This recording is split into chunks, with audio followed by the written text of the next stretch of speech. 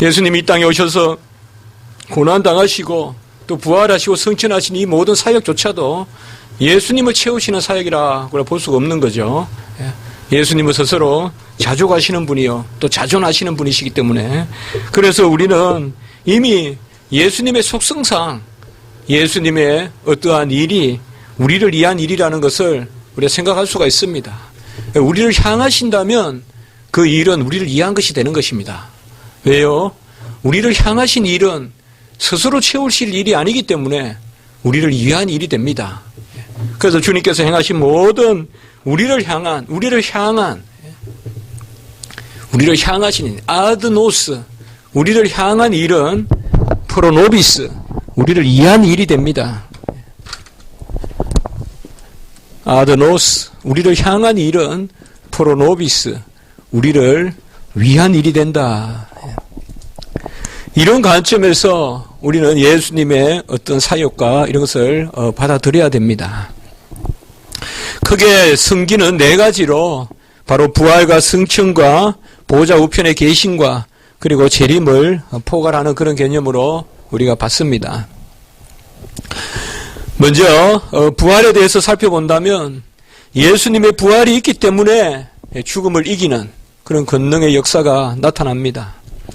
믿음이 이기네라고 우리가 찬송하는데, 믿음이 이기는 것은 바로 그 믿음의 권능이 죽음에서 살리시는 그 권능이기 때문이에요. 그러니까 믿음은 죽음 자체를 믿는 것이 아니고, 믿음은 죽음이 없는 삶을 믿는 것이 아니고, 믿음은 죽음으로부터의 삶을 믿는 거예요. 그래서 옛사람이 죽고 그리고 새 사람이 되는, 옛것은 지나가고 새 것이 되는, 이것이 바로 우리의 생명의 믿음, 영생의 믿음입니다. 특별히 칼빈은 부활로 구원의 온전한 완성이 일어난다. 그게 있지는 않지만 이런 말을 자주 합니다. 그러니까 구원에 대한 완성, 컴프레멘톰, 완성이 솔리둠, 살루티스 컴프레멘툼.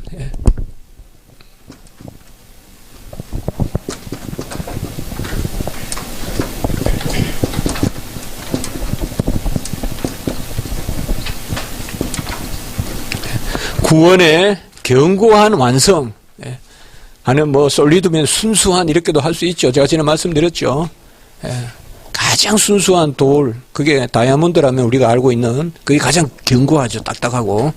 가장 순수한 것은 가장 딱딱한 것이죠.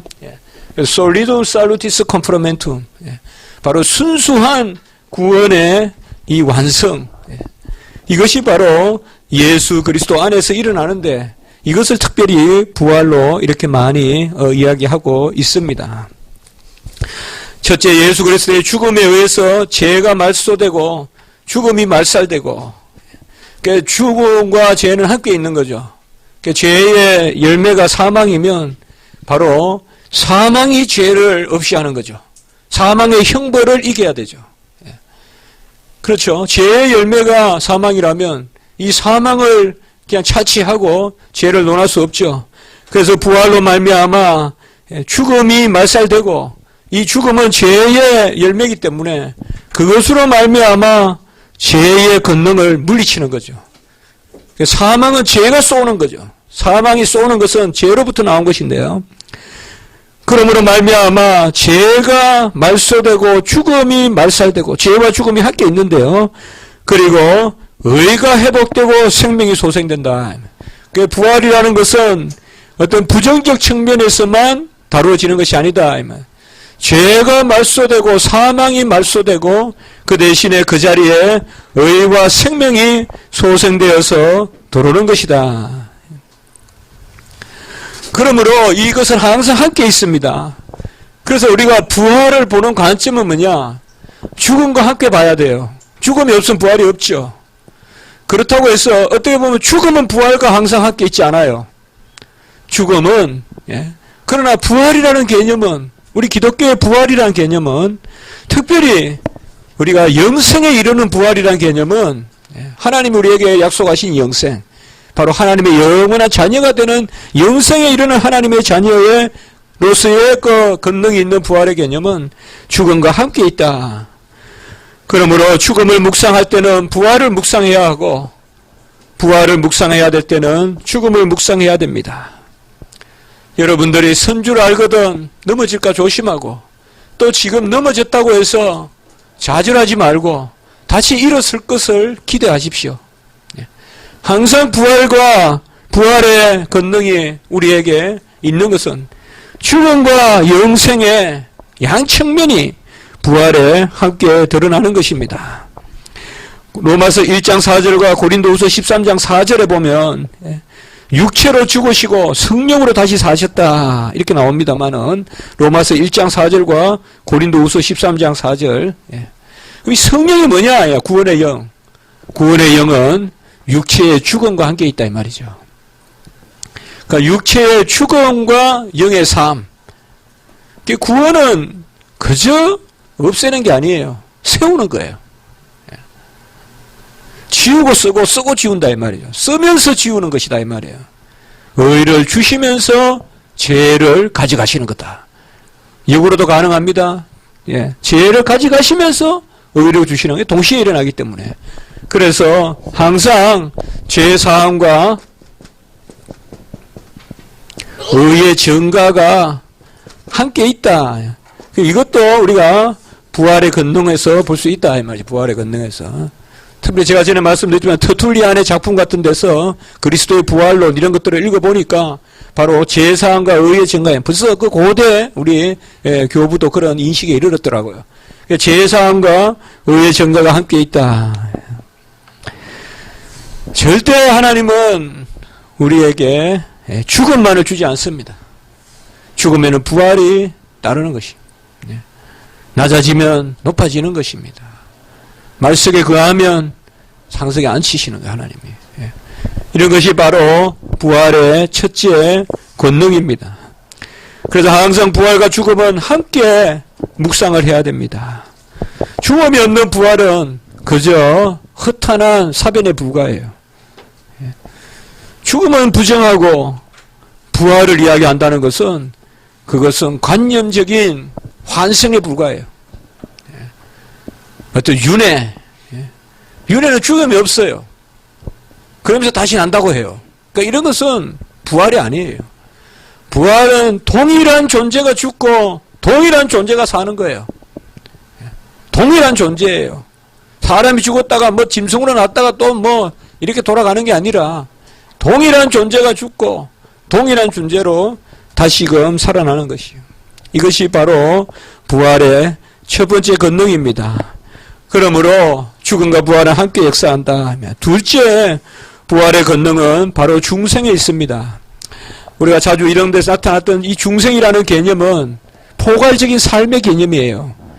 여러분들이 중생이라고 하면 단회적 중생이에요. 역시 우리가 한번 거듭나면 그 거듭남의 삶은 전체 구원의 과정에 다 역사하는 게 중생입니다. 그런 의미에서 부활은 중생하여 새 생명 가운데 행하게끔 하는 거듭난 삶이 있다 이 말이죠. 이게 우리가 성화라고 볼 수 있겠죠.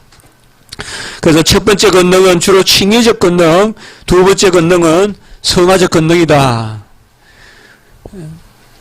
세 번째 그리스도의 부활이 우리에게 가져다 주는 권능은 뭐냐? 바로 성도의 삶에 있어서의 확신입니다. 그러니까 예수 그리스도의 부활의 계시가 특별히 많다는 걸 여러분들 기억하셔야 돼요. 어떻게 보면 가장 많은 목도, 또 가장 많은 증인들, 또 증거, 그다음 초대교회에 가장 많은 그 메시지가 바로 부활의 메시지예요. 이런 것들은 우리로 하여금 지금 이 땅에 살지만은 부활을 소망하게 하고 부활에 대한 확신을 갖게 하는 그런 요소입니다. 특별히 고린도전서 15장 12절에서 26절은 여러분들이 이런 부분을 읽을 수 있는 그런 부분입니다. 그러니까 기록에 놓으시면 좋겠어요. 고린도전서 15장 12절에서 26절. 자, 부활의 권능이 이렇다면 성천의 권능은 뭘까요? 성천은 예수님께서 이제 하늘로 올라가신 어떤 장소적 이동 이런 의미가 있지만은 성천은 영적인 의미, 그 신학적 의미는 바로 왕국의 시작입니다. 예수 그리스도의 왕국이 참으로 신성하게 시작되었다. 이제 그의 왕국이 시작되었다. 이때까지는 예비했고 이때까지는 준비했다면 이제는 통치가 시작되었다. 이것이 바로 성천의 의미입니다. 성천의 의미는 크게 두 가지 여러분들 그 옆에 써보신다면 장소의 이동과 굳이 어디로 가셨다. 그것을 너무 분명한 어느 곳으로 갔어요. 장소의 이동은 있지만 그곳이 어딘지는 몰라요. 우리가 정확하게. 그러나 분명히 장소의 이동이 있어요. 이동이 있다는 것은 어느 곳에 있다는 거예요. 지금.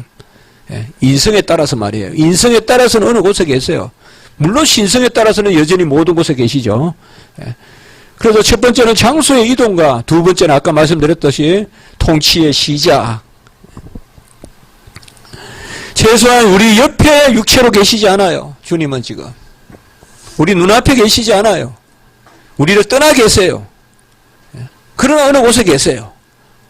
그래서 다스리세요. 이게 바로 성천의 의미예요. 올라가심의 의미입니다. 그가 왜 올라가셨느냐? 어찌하여 통치하시느냐? 이것이 바로 성령을 부어주시는 것입니다.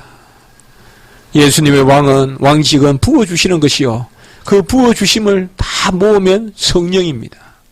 왜요? 자기 자신을 주는 길이기 때문에. 예수님께서 자기 자신을 주는 길이 영의 임재예요. 우리에게. 그래서 예수님께서는 자기 자신을 주시는 거, 그 통치, 그것은 뭐예요? 성령을 부어주심으로 하신단 말이에요. 그러니까 우리가 성령의 임재가 내게 있으면 내가 피치자가 되는 거예요. 통치를 당한단 말이에요. 우리가. 예수님의 통치를 받게 됩니다. 이것이 바로 성천의 의미입니다. 그분은 우리 안으로 들어오시기 위하여 이 땅을 떠나셨습니다. 요한복음 14장 18절 19절 그리고 요한복음 14장 16절이에요. 고치세요. 16장 14절이 아니고 14장 16절.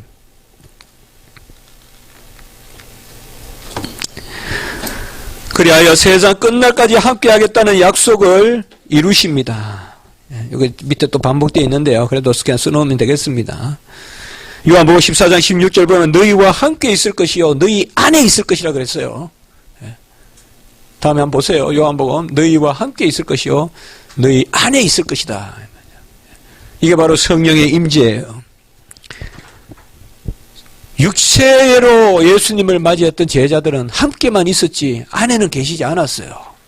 그래서 항상 예수님을 찾아야 되고 불러야 되고 또 풍랑이 일 때는 예수님 없다고 막 조급하고 그러나 우리는 이제 그렇지 않아요. 주 내 안에 사셔. 우리가 함께 계시되 안에 계시는 거예요. 이게 바로 우리 신약 성도의 어떠함입니다. 이 역사가 내가 올라가는 유익인 것은 보혜사 성령을 내려주기 위함이다. 성천의 유익은 보혜사 성령을 우리에게 내려주시기 위함이신 것입니다. 주님의 약속하신 일을 이루시고 더욱 뚜렷하게 지금 존재하는, 지금 현존하는 능력으로 우리를 에게 임하셔서 우리가 항상 예수 그리스도를 마음에 모시게 하셨습니다.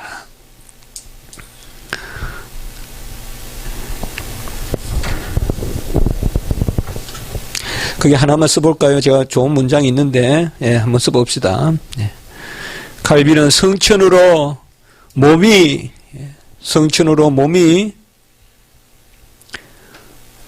모든 하늘 위로 들려 올라간 것 같이 성천으로 몸이 모든 하늘 위로 들려 올라간 것 같이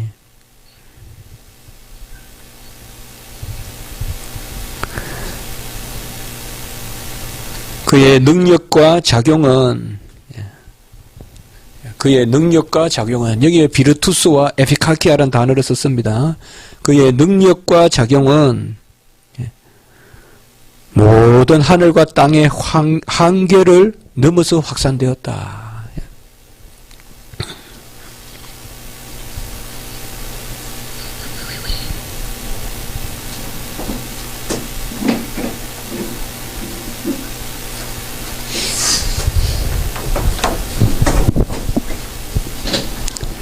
그 성천은 주님이 올라가신 것입니다.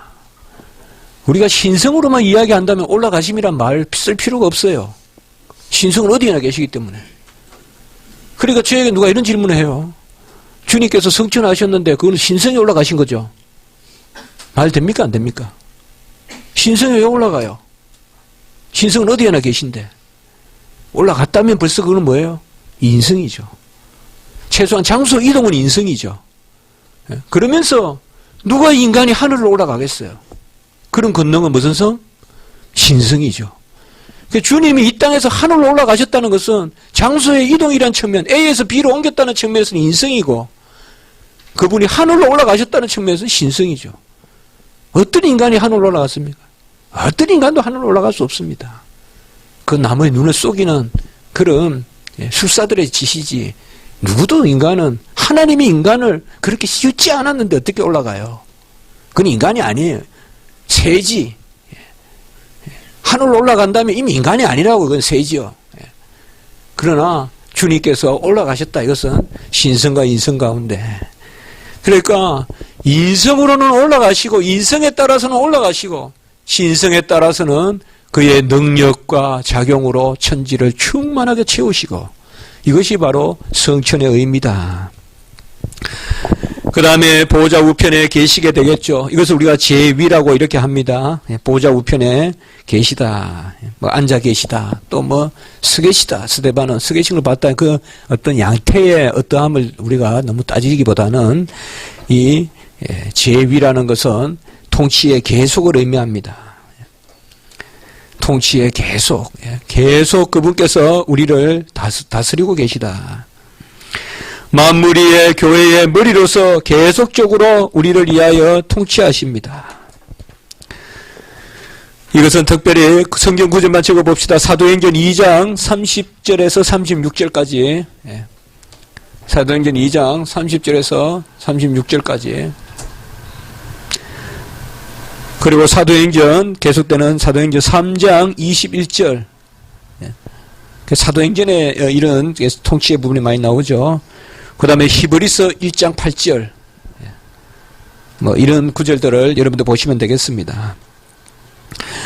이 제의라는 것은 뭐냐? 통치의 계속이다. 금방 말씀을 드렸지만, 지금 우리가 가장 관심을 가져야 될 신학적 주제는 어떻게 보면 제의예요. 지금 보호자 우편에서 뭘 하시냐, 이 말 주님께서. 그분은 우리를 계속 다스리고 계시다. 통치의 계속. 이것이 바로 제의의 의무입니다. 성천과 제의의 은혜는 무언가? 칼빈은 이것을 정리합니다. 첫째로 주께서 성천하심으로 아담 이후 닫힌 문을 여셨다. 이렇게 이야기합니다. 바로 성천하심으로 우리에게 구원의 길을 여셨다. 둘째로 주께서 우리의 중보자로서 하늘 성소에 계심으로 우리가 그의 자리에 나아갈 길을 여셨다. 하늘에 계신 보호자가 참 성소라고 했어요. 우리는 스스로 신비주의자들과 같이 이 땅의 터로 하나님께 나아갈 수 없어요. 그러면 주님이 계신 그 보호자가 하늘로 이르는 길이에요. 그래서 주님이 부활하시고 성천하셔서 문을 여시고 이제는 그 성소를 통하여서 계속 우리가 오르락내리락 하게 만드신 거예요. 이것이 부활과 성천의 두 가지 의미입니다. 이 땅의 교회는 바로 하나님의 직접적인 교통의 자리가 아니라 중보자 예수 그리스도의 참 성소를 거쳐야 돼요. 그게 바로 주님께서 올라가신 의미입니다. 교회가 그냥 교회 그 자체로 그게 아니라 교회는 그래서 예수 그리스도를 모셔야 그게 참 교회죠. 중보자 그리스도가 머리가 되셔야. 그리고 그 세 번째 성도의 삶을 주장하신다. 올라가셔서 영을 내려주심으로 말미암아. 그래서 결국 부활과 성천의 마지막 종국적인 어떤 그런 결과는 교회를 세우는 데 있다. Building up the church. 교회를 세우는데 부활과 성천과 그러니까 성천과 제2의 궁극적인 의미는 바로 교회를 세우는 데 있다. 예수님께서 이곳에 계시다면 예수님은 자신의 의를 이루시지만 우리가 주님을 통하여 나아갈 수가 없습니다. 그러나 주님께서 이제 진정한 중보자가 되셔서 하늘 성소에서 보호자 우편에 계심으로 진정한 중보자로서 구원의 길을 다 구원의 뜻을 이루시고 그분이 구속의 사역을 다 이루시고 그곳에 계시기 때문에 누구든지 그분을 믿기만 하면 하늘 보좌에 올라가고 영을 받고 결국 그것이 교회를 세우는 일이다. 여러분 교회를 세운다는 게 뭐겠습니까? 이게 IDP 캐치요. 예.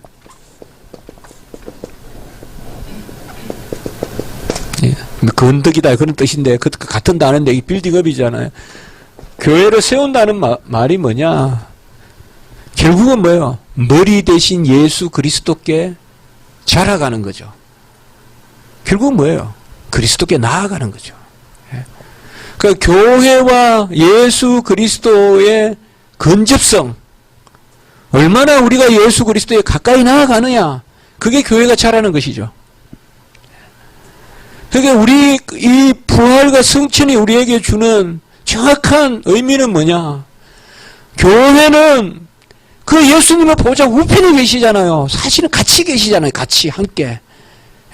하나님과 함께 계시잖아요. 보좌 우편은 따로 계시는 게 아니란 말이에요. 함께 계시잖아요. 함께 계시는 그 자리로 나아가는 거예요, 우리가. 근데 바로는 못 가요, 우리가.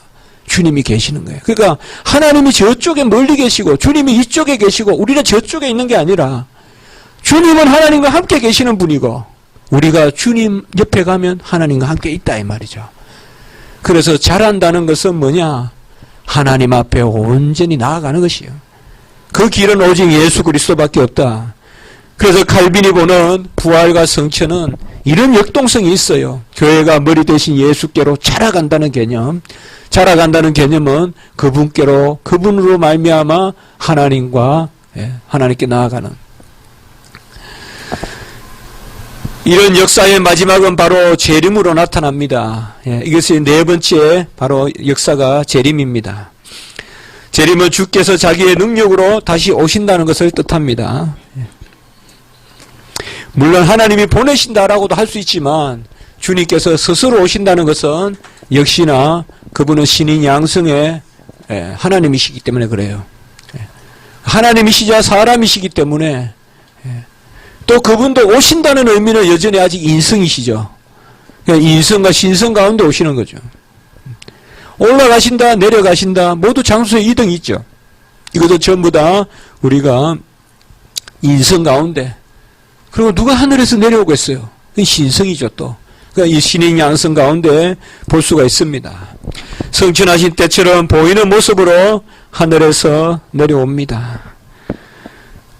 말세 어렵고 힘들고 많은 환란이 있고 그런 소식이 있어도 우리 성도들은 오히려 보호받고 위로받는 것은 이 재림의 역사가 있기 때문에 그렇습니다. 이 재림으로 말미암아 산자와 죽은 자들은 모두 변화되어 심판대 앞으로 나아가게 됩니다. 우리가 크게 이 재림을 이야기할 때는 우리가 부활과 함께 심판을 이야기하죠. 재림이 소망인 것은 부활하고 심판받는 건데 어떻게 심판이 그러면 우리에게 위로가 되느냐. 칼빈은 여기에서 에그레기아 콘솔라시오 이건 상당히 강한 단어거든요. 에그레기아 잘못 읽으면 에너지 같이 보이는데 그거 아니에요. 이거요. 이노멀스 영어로 거대한 강력한 콘솔라시오 이런 큰 단어를 심판에 썼어요. 바로 심판이 큰 위로가 된다. 심판이 큰 위로가 된다. 뭐 이게 어떤 걸까요, 여러분들? 지금은 누구도 알지 못하고 지금은 내가 억울한데 주님은 나를 봐주시니까 뭐 그런 것도 생각은 해볼 수 있겠죠, 우리가. 그런 면에서 우리 신원이 회복되고 우리 애통함이 풀리고 대적 앞에서 상을 받고 음식상을 차려서 잔치를 베풀고 배설하고 이런 측면에서 위로 이것도 있지만 이건 좀 더 지상적 기준이고 가장 큰 위로는 뭘까요? 분명히 자비하신 하나님은 심판의 하나님이에요. 이것은 믿는 자에게나 믿지 않는 자에게나 같이 공존되는 이야기예요. 그 믿는 자에게는 뭐냐? 그 자비의 독특함이 있는 거예요. 그래서 그런 거지 심판이 없는 건 아니에요. 그래서 믿는 자의 심판은 자비가 전제되는 심판이다. 그 심판이 있다는 건 뭘까요, 여러분들? 우리의 죄를 다 헤아린다는 거죠. 또 역으로 우리의 상급도 헤아린다는 거죠. 그리고 헤아림이 있다 이 말이에요. 그런데 뭐예요? 죄는 도말시켜준다 이 말이에요. 그게 심판이에요. 심판은 기억하지 않는다는 그런 의미에서 아예 주님께서 처음부터 없던 거로 해주시는 거네. 물론 없던 거로 해주시는 거지만 심판이라는 것은 결국은 뭐예요? 사죄예요, 우리에게는. 그래서 우리는 정죄의 심판이 아니라 사죄의 심판이에요. 아멘! 죄를 사해주는 심판이에요. 그래 위로가 되는 거예요. 죄사함의 흔적을 뚜렷이 보여주는 심판이란 말이에요. 나를 심판하시는 주님이 그 심판주가 누구냐? 나를 위해 죽은 어린 양 예수 그리스도란 말이에요. 그분이 보좌에서 우리를 심판하는 거예요. 나를 위해 죽으신 분이 나의 심판자라면 무슨 심판이 두렵겠어요? 이게 우리의 콘솔라치오가 된단 말이에요. 위로가 된단 말이에요. 제가 조금 우습게 이야기하지만은 그때 우리 입이 다물어지지 않아요. 입이 딱 벌어져요. 이런 죄를 사하여 주셨구나. 입이 벌어져요. 무슨 곡조의 찬송이 아니더라도 우리 심령은 찬송으로 들어가는 거예요. 그때부터. 이게 새하늘과 새 땅에 가서 계속되지 않겠어요? 새하늘과 새 땅에는 무슨 격치를 보고 찬송하겠어요? 뭘 보고 찬송하겠어요? 영원히 찬송하는데 주님께서 그 많은 죄를 다 사하여 주셨구나. 심판에 벌써 찬송이 일어나지 않겠냐 이 말이에요. 그 찬송이 새하늘과 새 땅에서 계속된다 이 말이에요.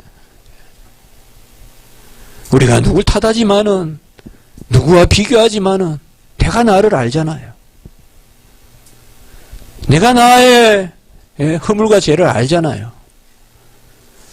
그거 주님 변론하자고 치면 아무도 우리가 살 자 없다는 거 알잖아요. 하나님이 참으시고 봐주시고 그런 차트가 쫙 열릴 때 얼마나 우리의 마음은 애통하고 답답하고 내가 이런 죄를 짓구나 그때 힘들구나 그날 것이 못이야 내가 그러나 다 사해 주셨구나. 다 사해 주셨구나. 그게 바로 놀라운 위로가 된다. 그때 주께서 우리를 자신의 영에 동참하는 사람들로 삼아주신다. 이렇게 말한 것은 성령을 안 받았다는 것이 아니라 그야말로 이때는 영화롭게 하신다 이 말이죠. 물론 영화도 우리가 죽을 때 영화가 있지만 죽어서 중간 우리가 상태에 있을 때는 아직까지 완성이 아니에요. 그러니까 중간 상태에서 부활하고 심판받고 이제는 뭐요? 완전한 영광으로 하나님 앞에. 그래서 중간 상태에는 아직 뭐가 있느냐? 소망이 있습니다. 그럼 구원의 소망이 아니라 뭐예요? 완전한 영화의 소망이 있는 거예요. 그 여러분들 그것만 알면 돼요. 중간 상태 교리는. 그게 가장 중요한 거예요. 중간 상태에서. 심판날에 우리는 지금 우리에게 주신 약속이 심판의 보좌에서 실행되는 것을 볼 것이다. 요한복음 5장 22절의 말씀 보면 그런 말씀이 나옵니다. 아버지께서 아무도 심판하지 아니하시고 심판을 다 아들에게 맡기셨으니 우리의 모든 죄가 심판하고 계시는 어린 양 예수 그리스도의 공로로 말미암아 낱낱이 사함받았다는 것을 확인하게 될 것이다. 그때 우리는 아멘의 찬송을 그칠 수 없게 될 것이고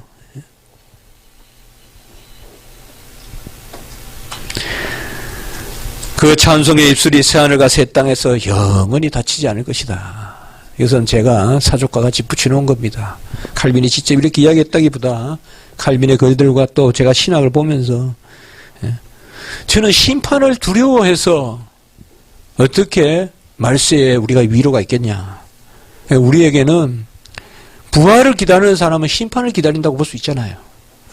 근데 이런 심판은 성경에서 보통 말하는 심판은 정죄의 심판이에요. 우리에겐 심판이 없다고 했어요. 오히려. 그러나 없다라고 해서 헤아림이 없는 게 아니다 이 말이에요.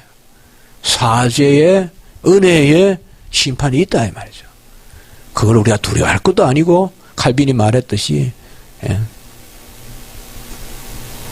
Great consolation, 아주 크고 큰 위로다.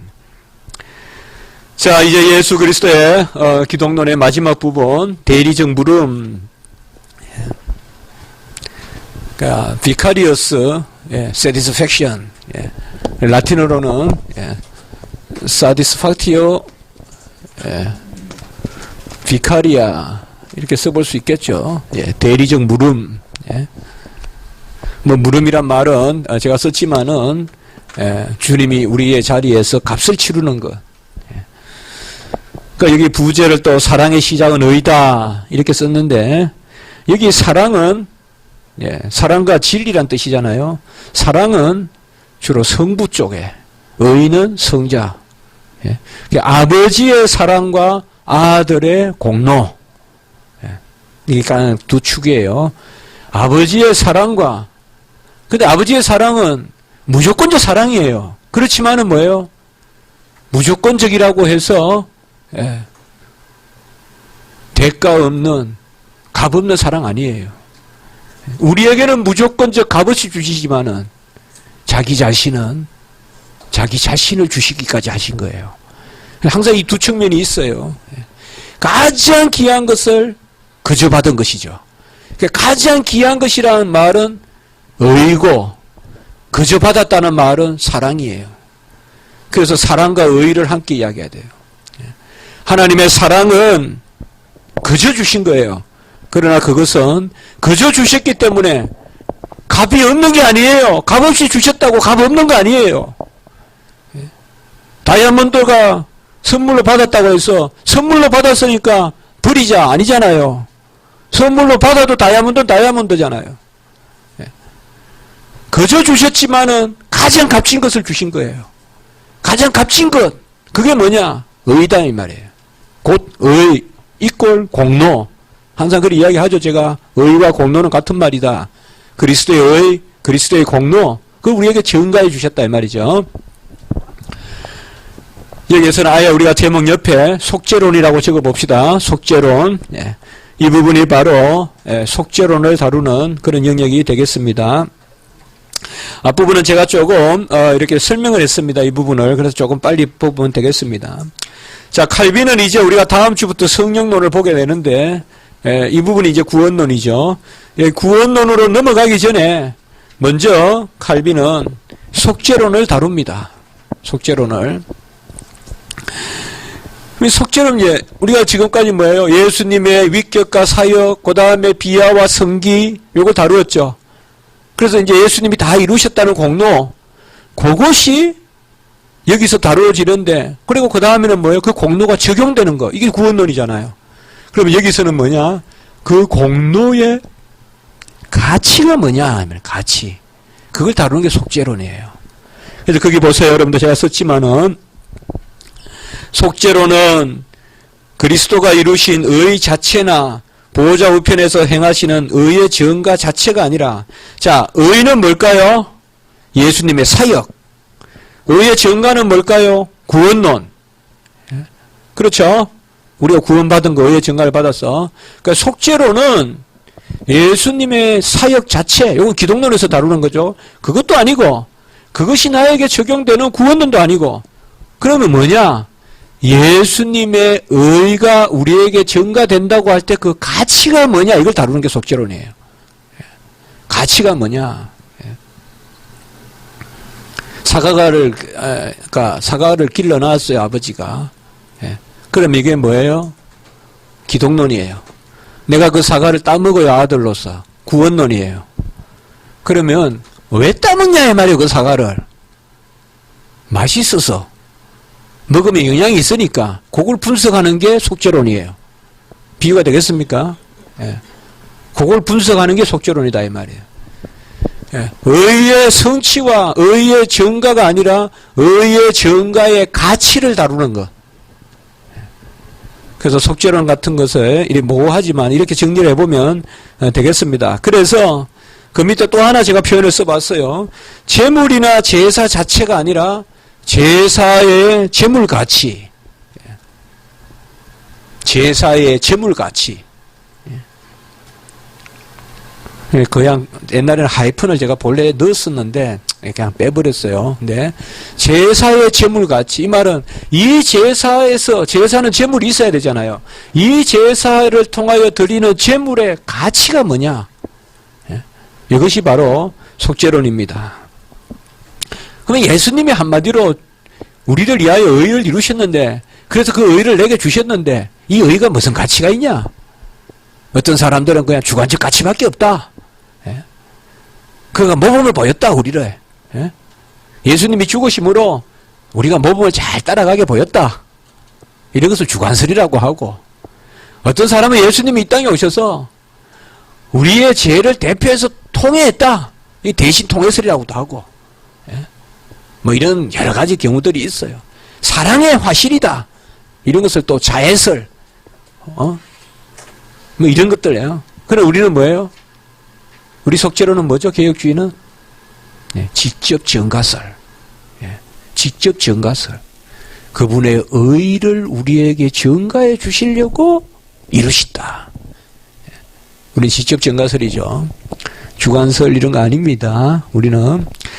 자, 그래서 뭐 칼빈은 여기서 뭐 속죄론이 무슨 설이 있고 무슨 설이 있고 요새 전개되는 그런 그런 이야기보다 에센스, 그러니까 우리가 속죄론에 여기서 그걸 우리가 파악하면 돼요. 자, 그 밑에 속죄라는 단어는 죄의 값을 치르고 하나가 된다. 그래서 at one month 이런 단어에서 아톤먼트가 나왔다. 뭐 이런 것도 있어요. 그러나 또 아니다라는 사람도 있고 한데 뭐 너무 이건 신경 안 써도 되겠습니다. 특별히 이 satisfactio라는 단어가 satisfaction이라는 단어를 먼저 썼어요. 속죄할 때. 요새도 satisfaction 이론 이러면 속죄 이론이에요. 아톤먼트란 말도 쓰고 satisfaction이란 말도 써요. 그럼 이 satisfaction은 뭐냐? 전에 잠깐 우리가 이야기했지만 빚갚기, 보석금 내기, 사죄, 사과, 타는 만족. 이 만족이란 말은 파생어예요. 본래 배상, 보상. 그래서 이런 성경적 개념으로 뭐가 있느냐? 제가 물음이라는 것을 한번 생각해 봤습니다. 그래서 154페이지에 이 한 페이지는 거의 제가 이야기한 걸 조금 소개했습니다. 속죄로는 이런 어프로치가 필요하기 때문에 그래서 물음이란 단어를 저는 사용했다. 뭐 좀 더 여러분들께서도 고찰해 보시고요. 이 물음이란 단어가 적재적소에 사용되고 있는지는 고찰해 보시되 제가 봤을 때는 괜찮은 것 같아요. 그래서 생각하면 할수록 괜찮은 것 같아요. 이 단어가. 물으다는 단어가. 자, 그래서 제가 쓰는 이 속죄라는 단어는 이 물음이란 단어, satisfactio. 그래서 이 단어를, 그래서 대리적 속죄. 이게 우리 입장입니다. 대리적. 우리를 대신해서 죄값을 치렀다. 자, 둘째 줄. 물음은 중보자 그리스도의 대속적 공로의 가치다. 제가 계속 이렇게 설명하고 있습니다. 공로의 가치인데 대속적 공로의 가치죠. 이 대속적 공로의 가치의 빵빠레가 뭐예요? 부활이죠. 부활은 대속적 공로를 빵빠레 울려준 게요. 신학자들 그런 표현 많이 써요. 부활의 나팔 소리는 바로 대속의 인증이다. 대속적 공로를 인정. 죽음이 우리를 위한 죽음이라는 것을 선포해 주는 게 부활이거든요. 예수님의 죽음이 나를 위한 죽음이라는 선포가 바로 부활이에요. 그래서 그 죽음이 생명으로 나아가는 거거든요. 첫째로 그것은 배상과 보상을 아우르는 개념이고 물음은, 둘째로 그리스도의 물음은 십자가에서 다 이루신 의의 증가로 열매를 맺습니다. 자, 어디까지가 우리에게 증가되는 의일까요? 십자가의 죽으심까지입니다. 정확하게 아세요. 그 이후로는 의가 아니에요. 의를 우리에게 주시는 과정이지. 그래서 주님의 죽으심까지가 의의 끝이에요. 그럼 정확하게 우리와 일치해요. 모태에서 나와서 죽을 때까지의 우리 죄가 속죄받아야 될 죄잖아요. 그렇잖아요. 죽고 난 후에는 죄도 없고 사함도 없다 그랬잖아요. 그러면 주님은 정확하게 대속구주로 오신 거예요. 모태에서부터 죽을 때까지가 주님 이 땅에 오셔서 우리를 속죄하신 영역이에요. 세 번째 그리스도의 했고, 네 번째 그것은 대리적이며 아버지께서 우리를 위하여 아들을 주시기까지 한 사랑의 방식에 상응합니다. 이 대리적 속죄는 아버지가 아들을 통하여 이루시는 거예요. 그러니까 아버지가 아들을 통하여 이루시는 방식이 바로 대리적 방법이에요. 이 대리적 방법이 왜 중요할까? 왜 물음이 중요할까요? 아버지의 아들만이 돼요. 그래서 물음이라는 단어가 좋다고 부른 거예요. 아버지는 길 가는 아리마대 요셉을 불러서 우리의 구속주로 삼을 수 없어요. 그건 대리의 원리가 안 돼요. 하나님이 삼을 수는 있겠지만 그렇게 되면 대속의 원리에 어긋나는 거예요. 그건 물음이 아닌 거예요. 물음은 물음의 자격이 있어야 돼요. 아버지의 것을 물을 수 있는 사람은 아들이어야 돼요. 그래서 물음이 있어야 돼요. 아버지의 것은 아들이 물을 수 있어요. 그 아들의 자리에서 아들이 예수님이 서신 거예요. 그렇기 때문에 이 물음의 법칙은 예수님이 하나님이 우리를 사랑하는 방식과 일치합니다. 예수님이 하나님이 우리를 속죄하신 동기의 1차적인 동기는 절대적인 사랑에 있습니다. 그래서 아버지의 뜻이 중요한 것입니다. 아버지의 뜻을 이루려고 우리를 이렇게 삼으신 것입니다. 이사야 53장 10절에는 속건제물이라고 했고 누가복음 2장 14절에는 하나님께 영광이여 우리 안에 평화로다 할 때 이것도 대속의 원리를 이야기합니다. 아들은 아버지의 것을 이루어서 영광을 올리고 그것을 우리에게 주셔서 우리는 평화가 있고 이게 정확한 대속의 교리예요. 로마서 갈라디아서 1장 4절도 우리 죄를 대속하기 위하여 자기 몸을 주셨으니 그리고 골로새서 1장 19절 20절의 말씀 아버지께서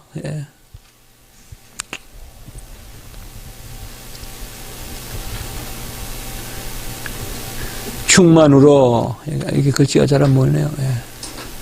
예수 안에 거하게 하시고 모든 충만으로 아버지께서 모든 충만으로 예수 안에 거하시게 하시고 십자가에서 화평을 이루시고 하늘에 있는 것이나 땅에 있는 것을 다 그로 말미암아 화목하게 하셨다. 이런 것들이 바로 대속의 교리입니다. 그리스도의 물음은 만세전에 있었던 삼위 하나님의 구원 협약에 기초합니다. 구원 협약에만 간로하고요. 이건 우리 잘 아는 저번에 한번 나왔죠.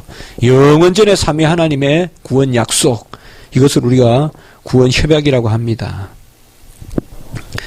삼위 하나님의 구원 약속은 그래도 다시 한번 적어볼까요? 세 가지가 있죠. 구속자를 정하시고 구속 방식을 정하시고 구속 백성을 정하시는, 구속자를 정하시고 구속 방식을 정하시고 구속 백성을 정하시는, 이게 바로 영원전의 협약의, 영원전의 성삼위 하나님의 약속으로, 이것을 우리가 구원 협약이라고 하죠. 그 영원전의 삼위 하나님의 약속으로 구속자와 구속 방식과 구속 백성을 정했다. 구속자는 그리스도시요, 구속 방법은 대속이요, 구속 백성은 언약의 백성, 선택의 백성. 이 세 가지를 다 정하신 거죠. 이것을 동시에 이게 뭐예요? 그리스도 안에서의 선택이란 뜻이에요. 그리스도 안에서의 선택. 그리스도 안에서의 선택은 뭐예요? 그가 구속주고 그의 대속으로 말미암아 택함 받은 백성이 구원받는다. 그리스도 안에서의 선택. 하나님의 의로운 심판을 위한 물음의 값을 치름으로 영원한 화목의 법에 따라 우리가 그분과 함께 한 몸이 되게 했다. 연합체 밑에 라틴어로 소키에타스, 칼빈이 자주 쓰는 말이죠. 소키에타스. 이 소사이티가 여기서 나오지만 본래 이거는 몸이라는 뜻이에요. 소키에타스는. 하나 얘가 코로푸스라고 써도 돼요. 우눔 코로푸스, 한 몸. 우눔, 코로푸스, 한 몸. 이게 소키에타스예요. 그러니까 예수 그리스도의 구원은 대속이기 때문에 말이에요. 제가 아까도 이야기했죠. 머리이신 예수님께 자라가는 것, 이것이 바로 구원의 완성이다 이 말이죠. 그러니까 우리는 한 몸이 되는 거예요, 예수님과. 왜요? 그분이 우리의 대리적 역사, 대리적 구속자이기 때문에, 대속의 역사를 그분이 이루셨기 때문에 우리가 그분 안에서 한 몸이 되는 거. 그래서 영원한 화목의 법에 따라, 화목의 법이 뭘까요? 이게 참 추상적인 말 같아도 뭐예요? 갚을 거는 갚고 채울 건 채우고. 그러니까 영원한 화목의 법이 뭐예요? 물음이라고 할 수 있지 않겠어요? 그렇죠? 영원한 하나님의 법이 뭐예요? 루시 보아스의 가문, 그게 이세의 가문으로 들어오는 법이 뭐예요? 물음이잖아요. 보아스의 물음. 물론 이세가 후에 나지만은 그 가문이 생성되는 게. 그게 바로 이거니까 화목의 법이 뭐냐? 예수 그리스도의 대리적 속죄. 이게 바로 화목의 법이다. 화목의 법은 이거밖에 없다 이 말이죠. 그래서 왜 화목의 법이라고 하느냐? 주님이 아버지와 하나이듯이, 보좌 우편에 계신 주님이 아버지와 하나이듯이 우리도 그와 함께 하나가 되게 하소서. 우리도 하나가 된다 이 말이죠. 그게 화목의 법이죠. 그래서 그리스도와 연합을 통한 하나님과의 연합이죠. 같이 합시다. 그리스도와 연합을 통한 하나님과의 연합. 이런 표현을 쓸 수 있어요. 그러나 하나님과의 연합, 그리스도의 연합을 빼버리면 안 돼요. 그건 신비주의가 돼요. 우리는 그리스도와의 연합을 통한 하나님과의 연합. 소키에타스. 삼위 하나님은 성자의 대리적 물음을 영원전에 작정하셨습니다. 그래서 그분이 우리를 위한 그 공로를 우리의 것으로 삼아주십니다. 아들의 공로는 구원을 위하여 필연적이었습니다. 왜 필연적이란 말을 이럴 때 쓸 수 있을까요? 물음의 법칙이다 이 말이에요. 이게 물음의 법칙. 이 물음의 법칙을 가장 잘 보여주는 것이 여러 군데 있지만 역시 이제 우리가 룻기나 이런 데서를 통하여서 그런 물은다는 그런 그 구약 시대에 그것을 통하여서 우리가 볼 수 있다. 그리스도가 생명의 주로서 우리의 인도자요 통치자가 되신 것은 그분이 영원전에 정한 대로 모든 것을 다 이루셨기 때문이다. 생명의 주로서 우리를 인도하고 우리를 다스리시는, 여기에요. 생명의 주는 우리가 라틴어를 한번 쓰면 그래도 써볼까요? 아우토로란 말 썼어요. 아우토로 비타에 생명을 지으신 분이란 뜻이죠. 생명을 지으신 분, 생명의 저자, 생명의 주로서 우리의 인도자요, 둑스. 이 말은 좋습니다. 인도자, 리더. 특별히 강야에서 우리를 이끌어가는. 그러니까 예수님은 우리를 지으신 분, 그러니까 생명을 지으신 분으로 우리의 리더시고, 그 다음에 통치자가 되신다. 이 통치자는 프링 키피움이라는 단어를 썼어요. 이 말은 바로 시조라는 뜻이잖아요. 처음. 처음이란 말이에요. 처음이란 말도 되고 파생돼서 통치자라는 뜻이에요. 분명히 통치자라는 말 쓸 수 있어요. 그러니까 프린키피움. 그럼 바로 첫 열매가 된다는 거예요. 그래서 계속 제가 지난 시간부터 말하는 통치의 개념은 뭐예요? 자신을 우리에게 주신다. 그가 처음 열매가 되셨어. 그가 처음 열매가 되셨어. 그것은 외계적인 통치가 아니라 우리 안에 들어오시는 통치. 외계적인 통치가 아니에요. 그와 우리가 분별됨으로 다스림을 받는 것이 아니라 그가 우리와 하나가 됨으로 우리가 다스림을 받는. 그래서 그는 우리의 첫 열매요. 우리는 다음 열매요. 그는 우리의 우리는 형이요. 우리 오빠요. 예수님은. 거룩하게 하는 자와 거룩함을 입은 자가 하나에서 난지라. 히브리서에. 같이 한 곳에서 난지라. 그리고 우리를 형제라 하기를 부끄러워하지 않아요. 형제라 부르시고. 우리가 155페이지. 자, 예수님께서 아까 보셨듯이 생명의 주다. 어떤 무슨 물건을 하나 주시는 분이 아니고, 어떤 가게의 주인이 아니고, 생명의 주인이다. 이 단어 상당히 액센트를 둬야 돼요. 그분은 생명의 주시오. 우리의 생명의 주시오. 어떤 가치로도 바꿀 수 없는 영생의 생명의 주시오. 인도자요. 그 생명을 이끄시는 분이요.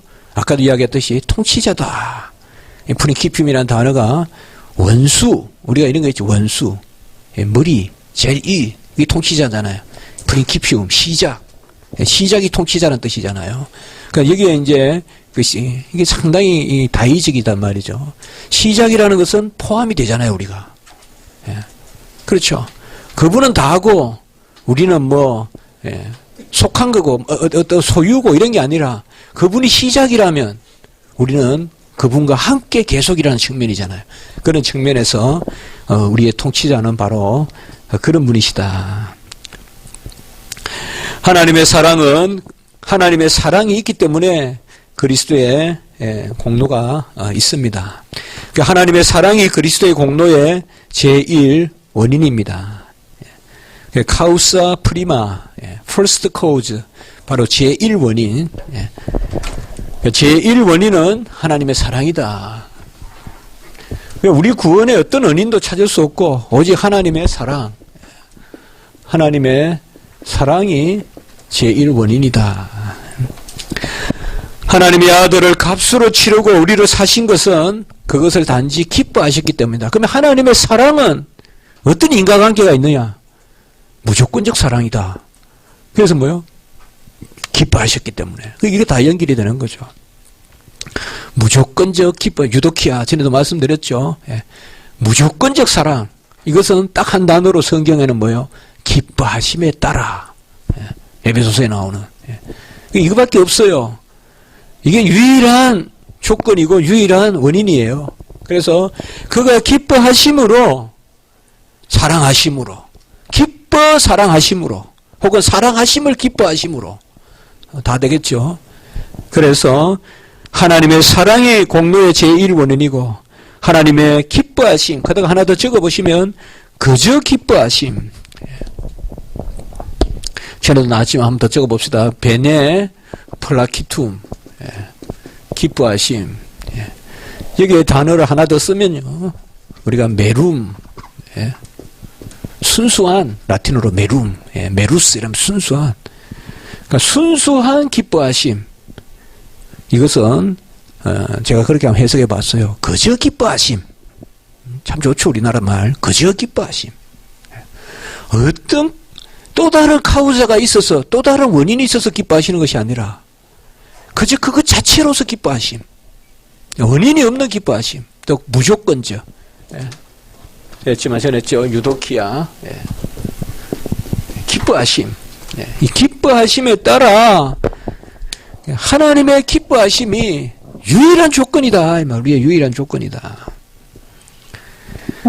하나님의 그저 베푸는 호의와 그리스도의 순종이 대립되거나 배치되는 것이 아닙니다. 이 두 가지 중에 하나를 자꾸 결정하려고 해요.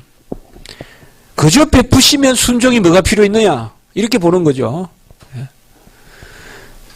그리고 순종이 있다면 굳이 하나님의 사랑이란 조건이 또 무슨 의미가 있느냐? 이걸 자꾸 대치되는 걸로 보는 거죠. 여기에서 우리가 가장 중요하게 얻을 수 있는 개념은 뭐예요? 아들을 통한 혹은 아들 안에서의 사랑. 이렇게 하면 이 두 가지가 다 엮여요. 그래서 그건 삼위일체적 대속사역이 되는 거예요. 그래서 사랑과 진리가 함께 역사하는 길은 삼위일체밖에 없어요. 조금만 묵상해 보세요, 여러분들. 사랑과 진리는 배치돼요. 그런데 삼위일체 하나님 안에서는 하나가 되는 거예요. 그 세상적인 관점에서는 무조건적 사랑은 진리가 없는 사랑이 돼버려요.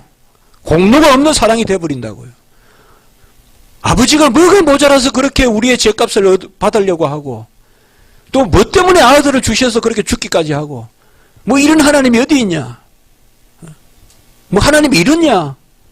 이렇게 생각하는 거예요, 사람들은. 왜요? 절대 자비하신 하나님은 공로를 요구하지 않는 하나님으로 자꾸 비치기 때문에. 이게 가장 많이 이야기하는 사람이 소키누스예요. 소키누스. 그래서 소키누스는 선지자 직분만 인정했단 말이에요. 왜 예수님이 이 땅에서 제사장 직분, 왕직 이런 거 뭐가 필요했냐? 선지자. 오로지 알게 하시는 직분. 랍비가 되는 직분. 모든 자유주의 신학은 기본적으로 거기에 서 있어요. 자유주의 신학자들은 선지자 직분만 인정해요. 그분은 우리의 교사가 된다는 거. 랍비여. 랍비만 된다는 거. 그래서 가만히 생각해 보세요. 사랑과 진리가 하나 되는 것은 오직 삼위일체 하나님 안에서요. 그래서 하나님의 거저 베푸는 호의와 철저한 값을 치르는 순종이 필요하다. 이것을 물음의 법칙에 따라서 한 분 하나님께서 감당하셨다. 그리스도의 공로에는 관심 없이 하나님의 사랑만을 강조하는 계변론자들의 주장, 특별히 중세 유면론자들과 소치누스 그 밑에 있지만은 이런 사람들, 주로 그 밑에 하나 찍어볼까요? 주관주의자들, 슈라이마흐나 이런 사람들. 그 전부 구원론이 뭐예요? 정서적 감동에 있지 객관적 값이라는 개념이 없어요. 이 값이 중요한 거예요. 모든 구속과 구원론의 중심 개념은 이 값이라는 데 있는데 처음부터 값을 이야기 안 하는 거예요. 이 값이라는 게 너무 중요한 거예요. 신학에서 값. 값이라는 게. 아까 나왔던 물음, 이것도 값을 물으는 것이고, 대속, 속죄, 이게 전부 속죄가 다 값이라는 거 다 아는데, 이런 사람들은 하나님의 사랑이면 됐지, 무슨 값을 치를 필요가 있느냐. 주관주의, 피터 아벨라르 같은 중세, 사랑, 자애설 이런 거 아까도 이야기했지만은, 하나님의 사랑은 관념적이지 않고 아들을 주시기까지 하는 실제적인 사랑이다. 어떤 정서적 감화, 이게 구원이 아니다 이 말이죠. 어떤 지적 깨달음, 해탈, 니르바나, 선적 각성 이런 게 구원이 아니다 이 말이죠. 구원은 뭐예요? 인격적인 거듭남이에요. 인격적인 거듭남은 뭐예요? 실제적인 대속을 통하여 일어나는 거예요. 관념적인 어떤 대속이 아니라. 어떻게 보면 우리가 주관적으로 예라고 말하기보다 그분이 객관적으로 그렇게 하셨다는 거죠. 그래서 여기에서 우리가 이 두 가지 축을 그러니까 칼빈 시대 때 이게 엄청 논쟁이, 중세도 어떻게 보면 이 두 논쟁이에요. 하나님의 이 주관적 뜻과 객관적 대속에 대한 입장. 오히려 토마스 아퀴나스는 우리하고 가까워요. 이런 면에서는. 근데 중세 유면론자들은, 실제론이 아니라 유면론자들은 어떤 실제적인 의의 증가라든지 실제적인 구속의 인격적인 의미 이런 것보다는 모든 것을 명분, 이름으로 여겼기 때문에 어떤 구속의 대속의 역사도 그렇게 풀어가요. 이게 주의주의자들의 가장 큰 단점이에요. 주의주의자들. 그러니까 내 의지의 발동 이런 것만을 너무 강조하다 보니까 그래서 중세 신학이 잘못 가는 겁니다. 그러나 우리는 이 두 가지를 같이 이야기해야 되는데, 하나님의 사랑과 그리스도의 공로. 어거스틴은 성자 하나님이 인성 가운데 구속사역을 성취한 것이 성부 하나님의 은총 없이는 불가능했다.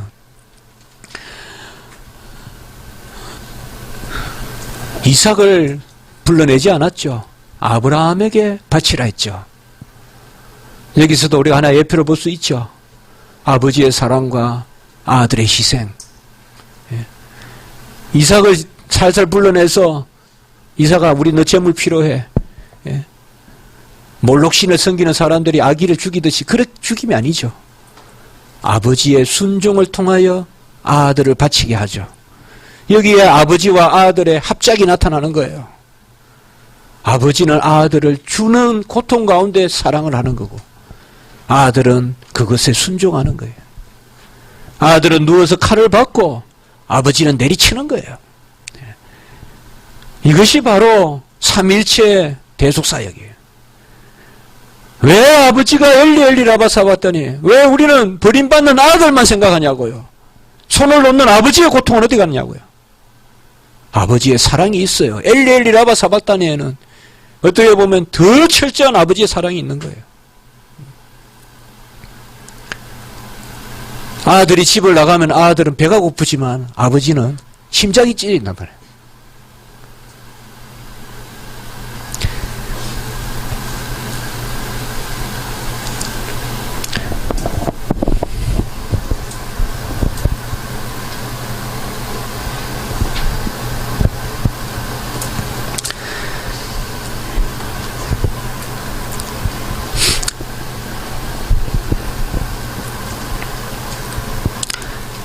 그러므로 우리는 항상 아버지의 고통을 먼저 헤아릴 수도 있어야 돼요. 그러니까 아버지의 사랑과 아들의 공로. 그러니까 아버지의 사랑이 없는 아들의 공로는 어떻게 보면 작용을 할 수 없는 거예요. 오직 하나님은 하나님 스스로 모든 일을 이루셔야 돼요. 하나님 스스로 창조하셨기 때문에 하나님 스스로 구속하시는 거예요. 하나님 스스로 일을 이루시는 방식은 삼일째 하나님의 사역밖에 없어요. 아니면 외부에 기대해야 되고 외부에 의지해야 돼요. 그래서 바로 하나님을 참으로 기쁘시게 하는 것은 그리스도 외에는 없다. 그래서 우리가 아브라함의 이 창세기에 그 22장이죠.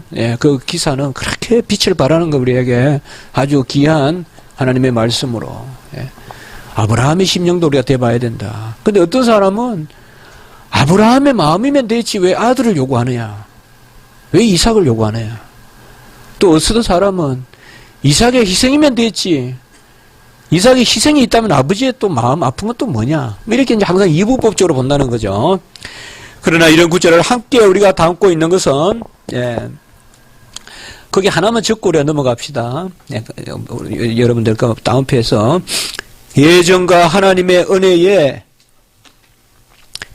가장 밝은 빛은 인간주 그리스도 예수 자신이다. 이게 이제 어거스틴이 한 말이에요. 그래서 예전과 하나님의 은혜의 가장 밝은 빛은 사람이신 주 그리스도 예수시다. 예수 자신이시다.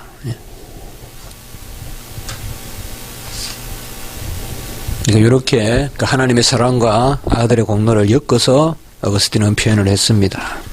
제가 라틴어도 읽지만은 그것을 제가 쓰지 않겠습니다. 자, 요한복음 3장 16절은 이런 아버지의 사랑과 아들의 공로를 가장 잘 드러내는, 같이 한번 읽읍시다. 시작. 하나님이 세상을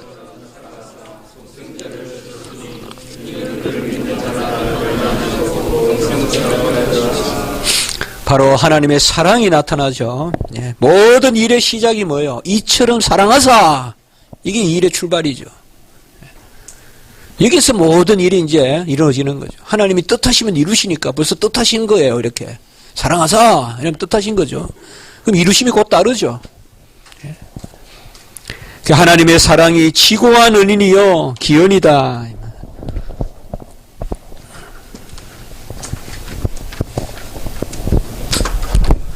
그러니까 숨마 카우사 엣 오리고.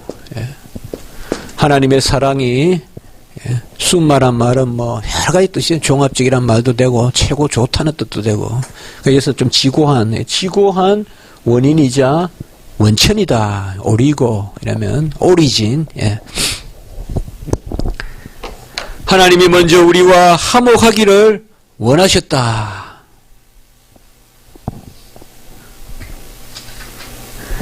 그리고 그리스도 안에서 우리를 택하셨어.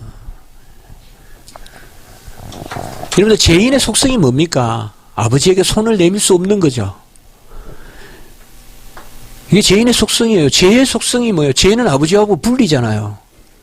그런데 죄인이 아버지께 손을 내밀 수 있겠어요? 없어요. 이걸 누가 가장 잘 아실까요? 하나님. 그래서 먼저 손을 내미시는 거예요. 우리는 의지는 있는데 능력이 안 된다고 생각합니까? 아닙니다. 죄인은 하나님께 나아갈 의지조차 없잖아요. 그래서 우리에게 의지조차 주셔서 부르시잖아요.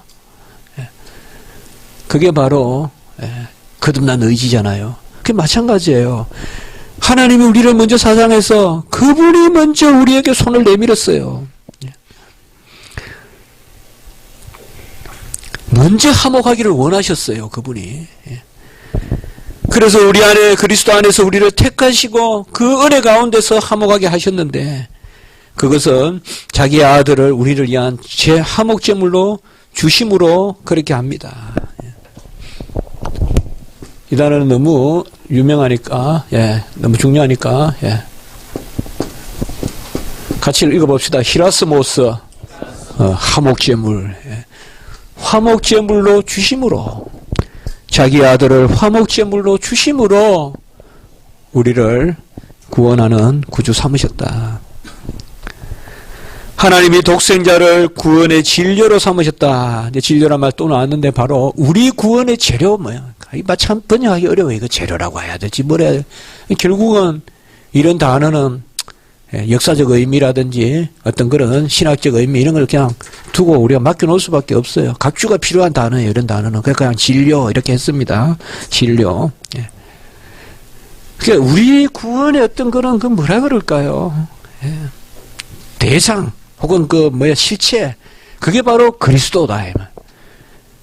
그래서 그리스도의 죽음이다. 그리스도의 죽음 혹은 그리스도 자신 이렇게 다 표현할 수 있단 말이에요. 그러니까 너무 그리스도의 죽음이다 이러면 뭐예요? 생명의 값을 치르는 죽음이니까 사실 죽음이 모든 것을 다 대변하잖아요.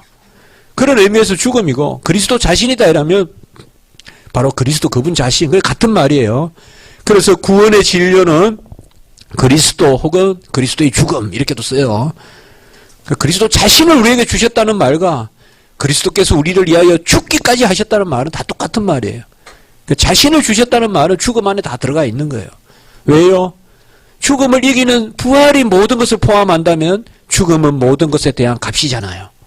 그렇게 보면 그리스도 자신을 주셨다는 말과 우리를 위하여 죽으셨다는 말은 같아요. 그렇게 십자가를 이해해야 돼요. 그 십자가에서의 사건은 십자가 안에서만 사건이 아니라 십자가 위에서만의 사건이 아니라 예수님 자신 전부를 주신 사건이에요. 예수님 자신 전부를 주신 사건. 그래서 우리가 십자가만 이야기하면 모든 공로가 십자가에 있다 해도 안 틀린다 이 말이에요. 굳이 신학적으로 말하면 십자가만 아니고 현육신도 공로고 걸어 다니신 것도 공로지만은 십자가에 모든 공로가 있다고 십자가가 나의 유일한 공로라고 말할 수 있어요. 왜요? 거기에는 죽음이기 때문에 영생의 값이 모든 생명을 포함한 예수님이 3살 때 안 태어났으면 십자가에 못 죽잖아요. 5살 때 안 걸어 다니셨으면 십자가에 못 죽잖아요. 그러니까 십자가에서 죽었다는 것은 지금 그 시간의 죽음만 아니라 예수님의 전생애가 거기서 드려지는 것이라는 뜻이잖아요. 무슨 말 알겠죠? 예수님의 피가 그 순간에 생겨서 뿌려지는 게 아니잖아요. 그래서 죽음이라는 것은 바로 전체를 포함한다 이 말이에요. 그런 면에서 구원의 마테리아, 구원의 진료 원인은 바로 예수님 자신. 그래서 십자가 이라면 예수 자신이다. 예수의 전체 공로가 죽음이다라고 말해도 이렇게 이해하면 틀리지 않아요. 어떤 학생은 예수님은 교수님 왜 전생애를 공로라고 합니까? 근데 왜 여기는 죽음만이 전체 공로라고 합니까? 같은 말이다 이 말이에요. 죽음은 그 순간 그게 아니잖아요. 전체 문병호가 죽는다 하면 전체 태어남부터 지금까지가 소멸되는 거 아니에요. 그 시간에. 이 피는 언제 생겼는지 어떻게 알아요? 이 피가 꼭 어제 생긴 피예요? 어떻게 보면 모태에서부터 준비된 피지. 다 연결되어 나오는 피지. 그렇잖아요. 그러니까 이제 죽음은 그런 의미가 있다. 너무 그런 우리가 육체적인 이야기를 안 하더라도 이해가 될 줄 믿습니다. 그러므로 구원의 공로는 그리스도를 믿는 우리의 믿음이 아니다. 믿음은 공로가 아닙니다. 왜요? 믿음이 왜 공로가 아닌가 하면 믿음은 죽음을 달 수 없어요. 저울로 달 수 없어요. 죽음의 가치를 우리가 판단할 수 없어요. 믿음으로. 믿음은 뭐예요? 죽음을 인정하는 거예요. 그러니까 뭐야? 판단하는 것이 아니라 인정하는 거예요. 판단한다 그러면 공로가 있어요. 왜요? A와 B 두 길이 있는데 A로 갈 것인가 B로 갈 것인가 해서 A로 갔다 그러면 공로가 있어요. 그건 분명히 메리트가 있어요. 그러나 이 구원에 있어서의 예수님의 대속사역에 있어서의 믿음의 역할은 판단하는 것이 아니라 받아들이는 것이기 때문에 그것은 공로가 없어요. 그래서 믿음에는 공로가 없어요. 우리가 믿는다고 해서 공로가 있다고 해서는 안 돼요. 그러나 믿음 없이는 안 돼요. 그러니까 공로는 아니지만은 그 자체도 아닌 것. 공로는 아니지만은 없어서는 안 되는 것. 이런 것을 아리스토텔레스는 형상인이라고 했어요. 도구인이라고 했고. 도구인이자 형상인이다.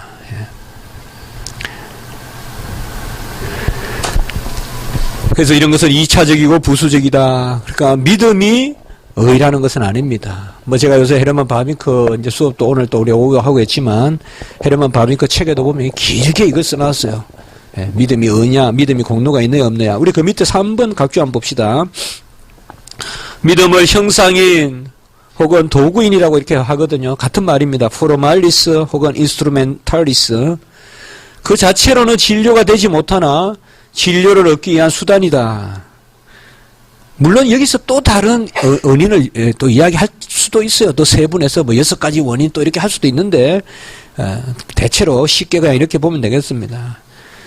좀 제가 일반 독자들도 읽는다고 생각하고 한번 이렇게 써봤습니다. 믿음이 숟가락이라면 은혜는 밥이다. 배부르게 하는 것은 밥이지 숟가락이 아니다.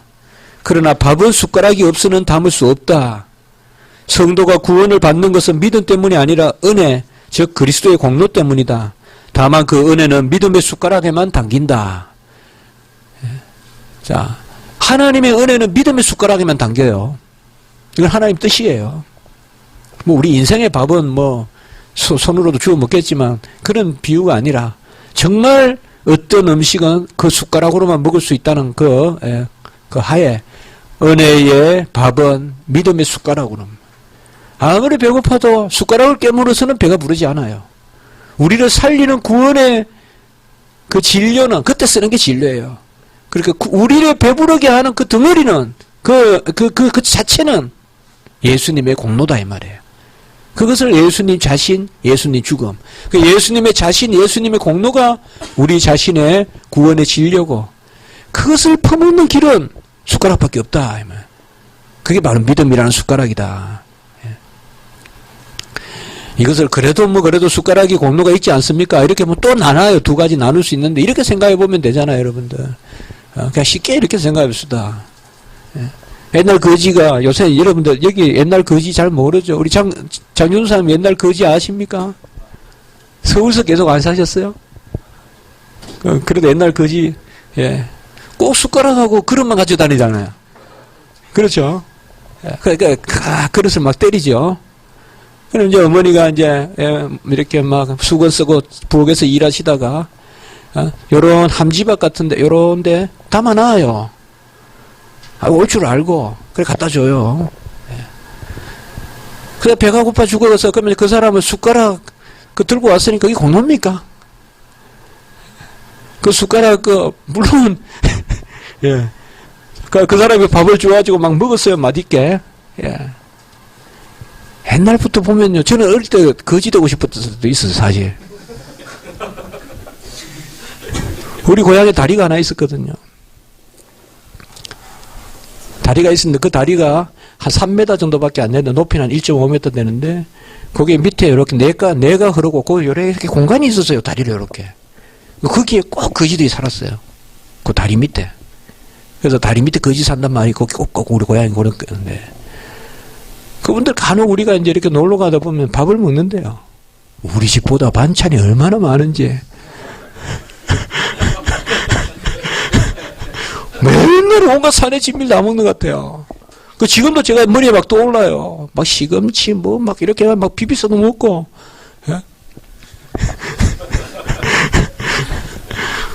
근데 거지가 숟가락 들었다고 그걸 공로라 해서 될 수 있겠냐? 뭐 그걸 따지면 그러면 뭐 깨물은 먹었으니까 깨물은 것도 공로겠네요. 배고파서 깨물은 먹었으니까 내가 힘내서 깨물었으니까 이것도 공로겠네요. 그게 아니죠. 바로 그런 겁니다. 그러니까 형상인 도구인이라는 것은 없어서는 안 돼요. 그러니까 믿음이 없이는 구원에 이르지 못해요. 그러나 믿음으로 구원에 이르는 건 아니에요. 미리 말하면. 구원은 은혜로 이르는 것이죠. 그래서 옛날부터 미국에서 그런 말 씁니다. By grace through faith. By grace. 은혜에 의해서 구원받고 다만 through faith. 믿음을 통해서. 이렇게 구별을 해서도 해요.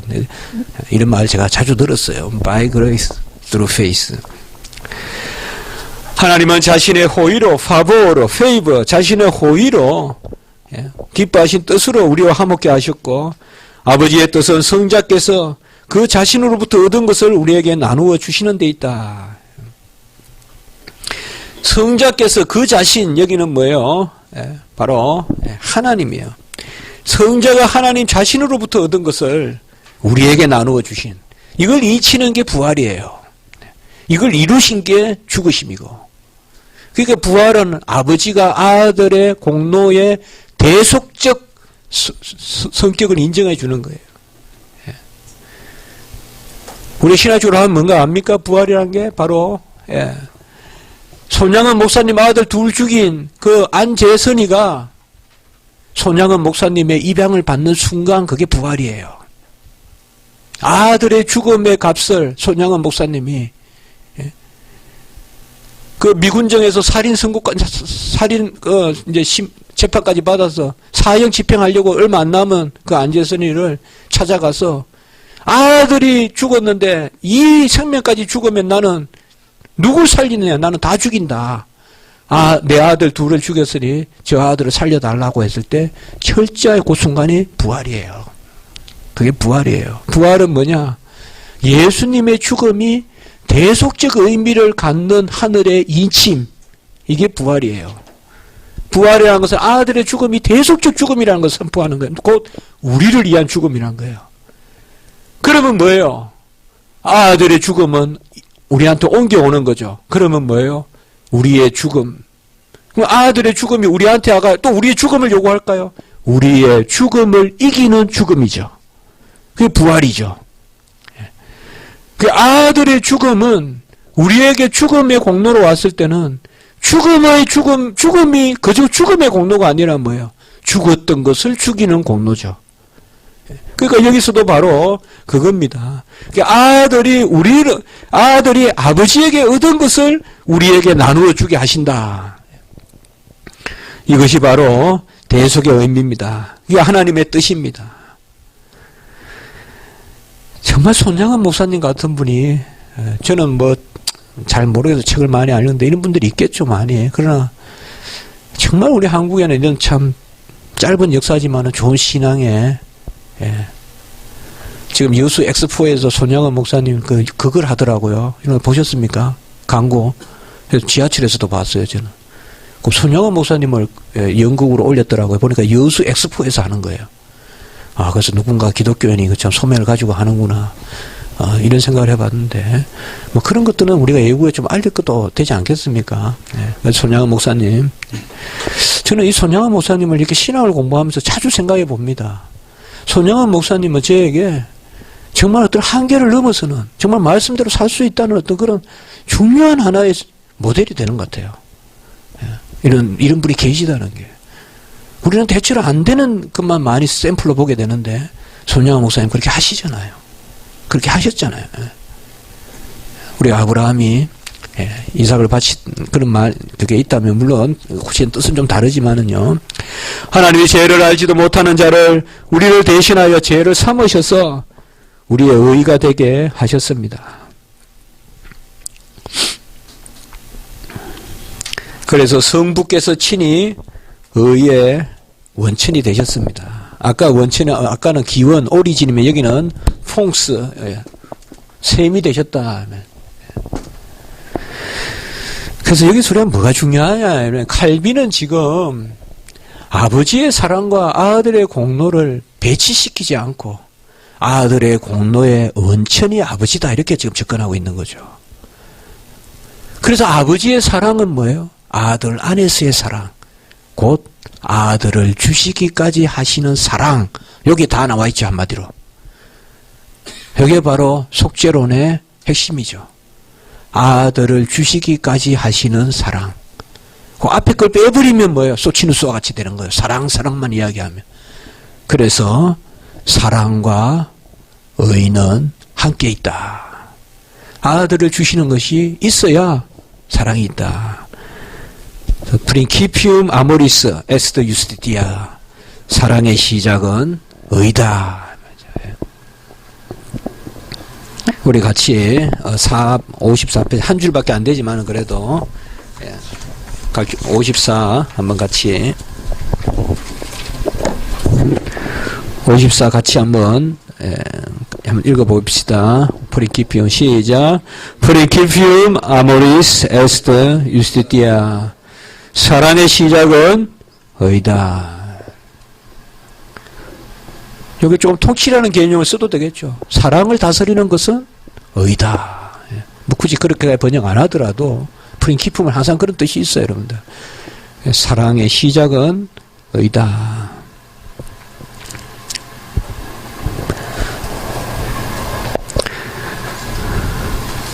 사랑이 없이 의만 있으면 남을 상처만 입히겠죠. 싹싹 베는 그런 목회자 되지 마세요. 예. 의는 너무 많고 누가 봐도 흠집은 없어요. 그러나 그 사람에게는 위로가 아니고 그 사람에게는 항상 찬바람만 불고 그 사람을 만나면 뭔가 짐을 안고 오고 그런 것은 좋지 않죠. 사랑이 없는 의죠. 또 의가 없는 사랑도 위험한 거죠.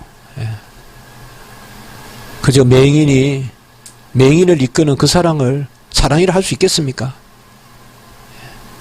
내가 맹인인데 나 그래 사랑해 손을 잡고 끌고 오는 막 다니면 그게 사랑입니까? 우리 어떤 면에서는 사랑이라고 인정해 줄 수도 있겠죠. 그 동기가 좋다 할 수 있지만 그것도 아니죠. 소경을 이끄는 것을 어떻게 우리가 사랑이라 하겠습니까?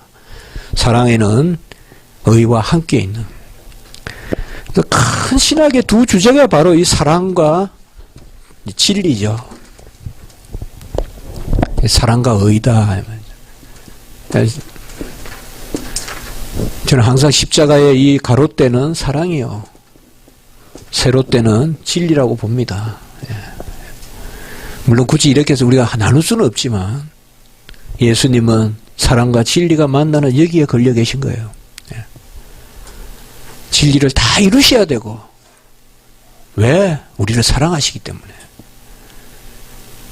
공의를 이루시고 우리를 위해서 죽으시고 이 사랑과 진리 이게 구약적 표현은 뭐예요? 긍휼과 공의, 긍휼과 진리 구약에 계속 나오는 거죠. 혹은 인애와 공의 구약에도 계속 이 두 개념이 나타나요. 구약에도. 그래서 항상 나무를 하나 심는다고 풀을 밟으면 안 되겠죠. 사랑한다는 이름으로 진리를 거스르지는 안 되겠죠. 너무 거창한 목회 안 해도 돼요. 너무 거창한 사랑한다고 한 영혼을 실족시키면 그건 진리가 없는 사랑이죠. 사랑은 진리가 있어야 온전한 것이다. 사랑과 진리가 함께 역사하는 그리스도의 대리정부로 남은 시간까지 계속 보고 마치면 되겠습니다. 그리스도가 우리가 비친 형벌을 요거는 그냥 써봅시다. 포에나 데비타 이렇게 써봅시다. 데비타 그냥 빚짓다. 포에나 형벌. punishment indebted 영어로 빚진 형벌. 포에나 데비타. 이거 봅시다. 포에나 데비타. 예. 바로 우리가 빚진 형벌을 세디스파케레 물으셨다. 우리가 빚진 거, 그러니까 나로부터 나온 거. 그리스도의 의가 우리의 공로로 여겨졌고 아들의 순종으로 우리를 의인 삼아서 아들의 순종을 우리 것 삼아주시는 그 아버지의 호의, 이 파보르가 우리에게 나타났습니다. 그리스도의 순종으로 우리가 의인으로 인정되었습니다. 그 순종이란 말은 공로가 되고 의가 되고 다 똑같은 말이에요. 순종, 공로, 의, 그게 다 한번 적어볼까요? 네. 항상 속죄로는 같습니다. 그러니까 오베디엔치아, 공로, 메리툼. 여기 동의어가 프로메리툼도 자주 써요. 공로할 때 메리툼 혹은 프로메리툼, 그리고 유스티티아, 다 같은 말들이에요. 의. 의가 공로고 공로가 바로 순종이고, 순종은 전생애를 주시는 거죠. 자기 자신을 주시는 순종. 그게 그러니까 예수님이 자기 자신을 주신 걸 싹 다 모으면 그게 뭐예요? 영생이란 뜻이에요. 영생. 그러니까 주님 주신 거 다 모으면 그게 영생이에요. 그걸 우리는 달리 어떻게 하냐? 하나님의 자녀됨, 이렇게 표현하는 거예요. 그 영생의 개념이죠. 그러니까 다 이런 개념으로 예수 그리스도의 순종으로 우리가 의인으로 인정됐다. 그게 거기 각주 5번에 특별히 보시면 대리적 물음이다. 같이 합시다. 대리적 물음. 예, 이게 이제 가장 우리가 그 속죄론에서 자주 쓰는 단어죠. 이게 언약적 개념이에요. 이 대리적이라는 말은 머리가 예수님이시고 우리는 그의 지체됐다. 이게 언약적 개념입니다. 157페이지. 우리의 죄를 사하시려고 그리스도께서 피를 흘리셨습니다. 그분의 피로 우리를 깨끗하게 하시고 그가 많은 사람들의 죄를 감당하시려고 세상 끝에 나타나셨습니다. 그는 새 언약의 중보자십니다. 새 언약의 중보자.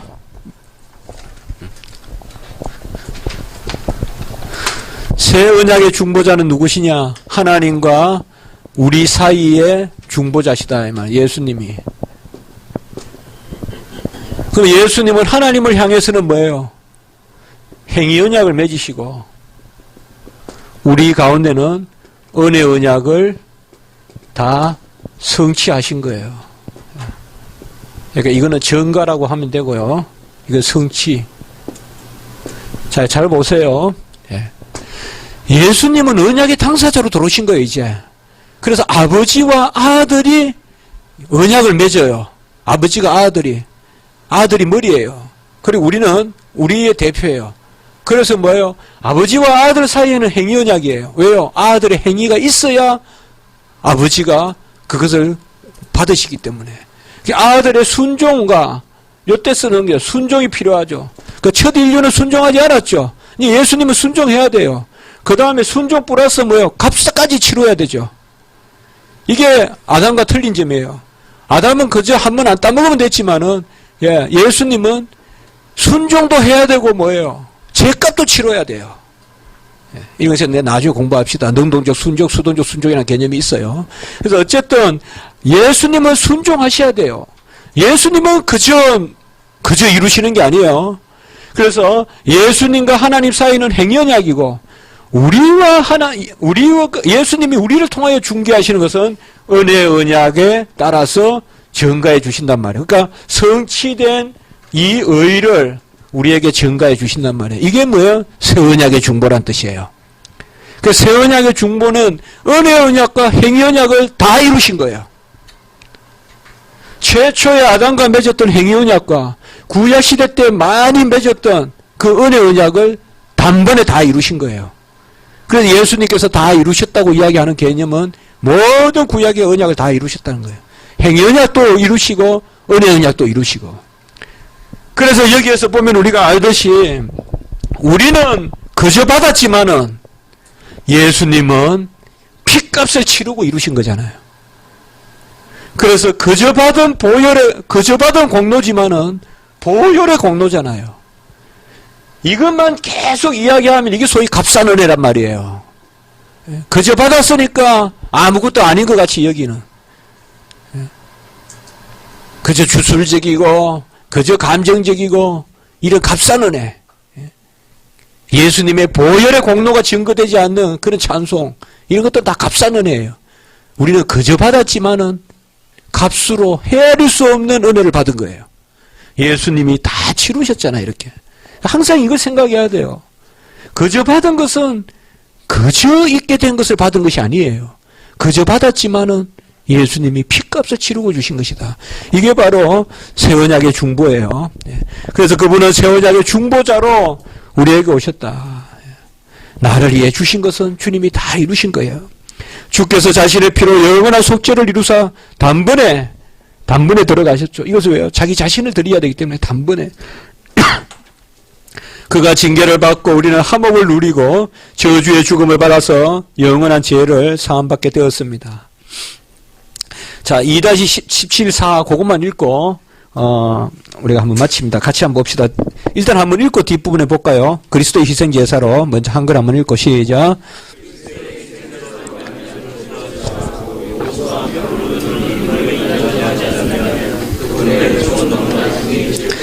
죄를 사하는 힘, 용서하는 힘, 무르는 힘. 자, 그 텍스트 한번 봅시다. 157페이지, 55. 니미스 extenuare Christi gratiam. Nisi eius sacrificio vim expiandi placandi et satisfaciendi concedimus. 그 콘데시무스 아니에요, 여러분들. 어째가 좀 나아요. 이게 라틴어 제가 손으로 쳐가지고 콘케디무스예요. 인정하다 이 말이에요. 인정하다. concede 인정하다. 니미스란 말은 이거는 매우라는 뜻이에요. 매우 extenuare 희미해진다 이 말이에요. 뭐가? 그리스도의 그라치암, 그리스도의 은혜가 매우 희미해진다. 니시 뭐뭐하지 않는다면 에이우스 사크리피키오, 그분의 희생 제사로 말미암은 빔 엑스피안디 제사하는 능력과 플라칸디, 플래케이트 이런 단어 있죠. 영어로도 플라커블 이런 거 유순한, 바로 그분이 제사하는 능력과 플라칸디 용서하는 능력과 사디스파키엔디 무르는 능력을 우리가 인정하지 않는다면, 그러니까 예수님의 공로가 죄를 사하고 우리를 용서해주고 그리고 우리의 모든 것을 무르는 그런 공로가 있다는 것을 concede, 영어로 인정하지 않는다면 예수 그리스도의 은혜는 매우 희미해지고 말 것이다. 여러분들, 칼빈의 속죄로는 큰 이론이 들어있는 게 아니에요. 이 기독교 강요 2권 17장은. 그래서 많이 제가 보면 이 제목을, 그러니까 이것을 주제로 막 논문을 쓰고 한 논문 정도는 제가 읽어봤어요. 많은 논문이 있진 않아요. 그러나 사실 이 작은, 여기도 보면 여러분들 제가 보면 뭐 또 특별한 어떤 그런 이론이 있어서 그런 게 아니라 산사 얘기, 제가 이 작은 한 장을 거의 이 한 장에 다 할애했잖아요. 30장 중에 하나로. 이거는 속죄가 매우 중요하다는 건데, 생각외로 칼빈은 많은 이야기를 안 한 것 같아요. 그러나 이것을 나중에 여러분들이 뚫레틴이나 이런 글들을 읽어보면 얼마나 칼빈이 많은 이야기를 하고 있는지를 알 수가 있어요. 사실은 본문이 살아나는 것은 주석을 통해서라도 살아나는데, 뚫레틴이 칼빈을 풀어서 쓴 거 이런 걸 보면 칼빈이 여기서 지금 많은 이야기를 하고 있는데, 바로 아까 제가 이야기했던 이런 부분들, 이런 것들을, 이게 다 속죄론이에요. 속죄론. 속죄론이라는 것은 결국은 뭐예요? 아까 이야기했죠. 의의, 정가의 가치, 그 공로, 의의 무슨 가치? 단순히 주관적 가치만 있는 것이 아니고, 그건 객관적 가치인데, 그래서 정가인데, 객관적 정가인데, 주관적 그런 어떤 감화가 아니라 객관적 정가의 가치인데, 그것이 뭐냐? 그런 것들이 바로 죄를 사하고 용서하고, 그 밑에만 조금 더 봅시다. 시간이 있어서. 하나님은 자신의 말씀을 변개치 않고 자신의 말씀에 대한 순종에서 의를 찾으시고 하나님의 공의는 불순종의 값에 대한 물음을 요구한다. 그 값은 거야. 프레티움 이렇게 하나 적어봅시다. 프레티움. 예. 값. 예. 이걸 꼭 기억하세요, 여러분들. 새 언약의 중보자가 이거라는 거. 예. 우리는 밑에만 너무 기억하면 안 돼요. 예. 그저 바닥거리만 생각하지 말고 정말 모든 피와 땀을 물을 쏟고 온갖 고통 당하신 그것을 그저 받았다고 알아야 돼요. 그것을. 이 위에도 볼 수 있어야 돼요. 주님은 그저 그냥 시시고 간념으로 구원을 이룬 게 아니라 역사상 행위 언약을 성취하신 거예요. 그리고 역사상 우리에게 증거해 주신 거예요. 그래서 예, 이게 저는 그리스도의 물음의 핵심이라고 봐요. 여기에 다 이루었다는 핵심이 있다.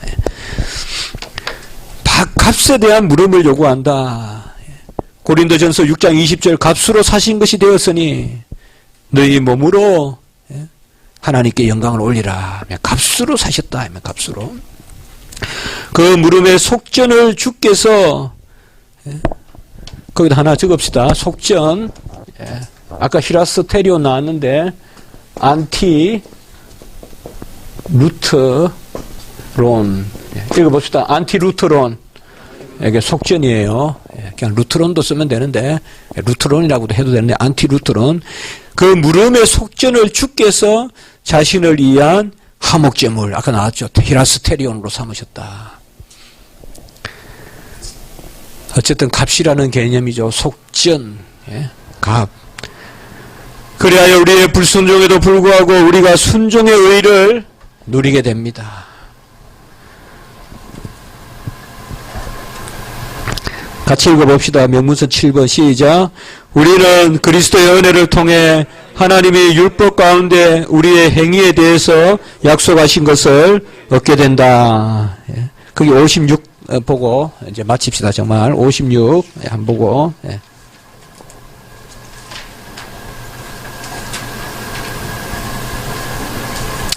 Nos conseque per Christi gratia quo Deus operibus nostris in lege promissit.